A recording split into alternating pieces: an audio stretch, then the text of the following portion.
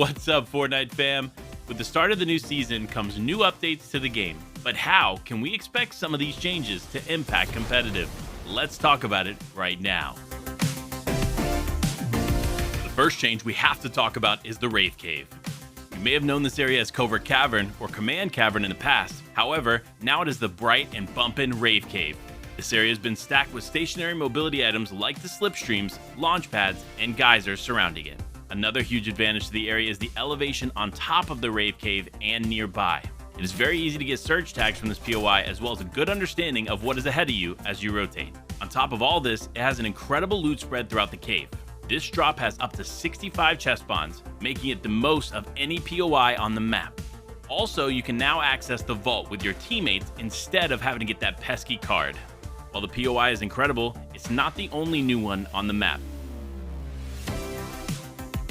The brightest new POI on the map is Reality Falls. Located on the western half of the island, this new location features beautiful trees, waterfalls, and an assortment of new terrain. When teams are landing at Reality Falls, they have two main options: landing on the reality tree itself or on the waterfall side.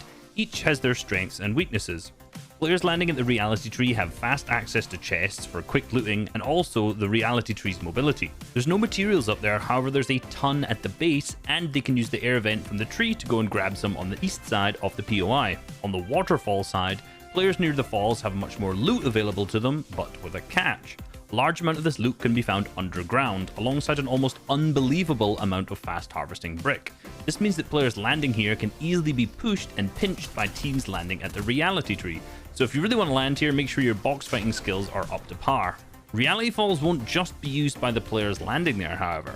With the viable drop spots nearby, you will see other players rotating through this POI to utilize the tree's air vent for rotations. You can travel roughly 450 meters with this, so this will definitely be utilized a lot for far zones.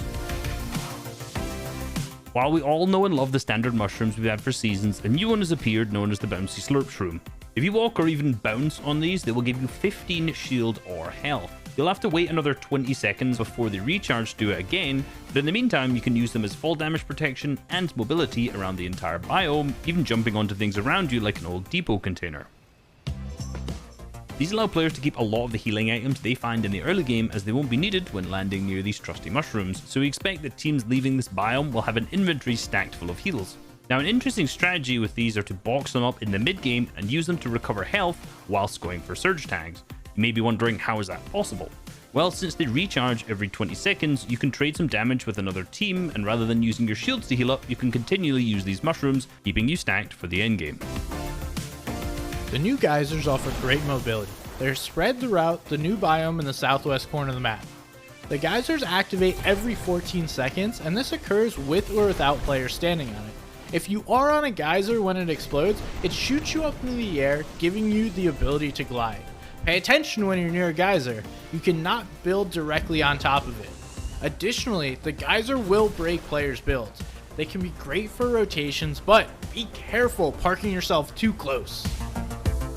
Lastly, we have to talk about all the scavenger routes you can find within this biome.